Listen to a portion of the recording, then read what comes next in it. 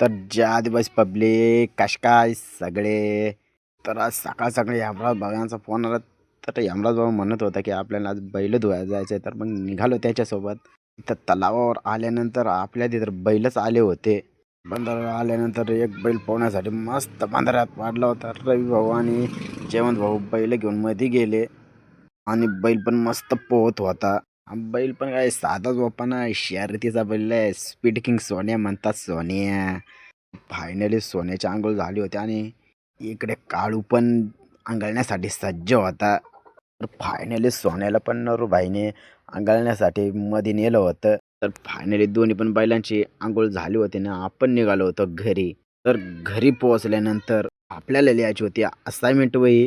Assignment वही लिहित असताना यमराज भावांनी फोन केला की आपल्याला पण पवायला जावंच लागतं. तर फायनली आम्ही पण पवायला आलो होतो बंधाऱ्यावर. पवायला आल्यानंतर मस्त कपडे काढून घेतले. आम्ही पवण्यासाठी सज्ज झालो. तर पवायला आल्यानंतर मस्त बाकीच्या पोरांनी पवायला सुरुवात केली होती.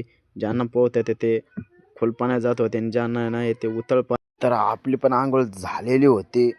आम्ही निघालो होतो घरी. तर फायनली घरी येऊन पोचलो होतो. तर घरी येऊन पोहोचल्यानंतर आपल्याला लिहायची होती राहिलेली असाइनमेंट वही. तर आपल्या असाइनमेंट वही पण झालेली होती आणि दिवस पण गेला होता. त्याच्यामुळे चहा घेतला.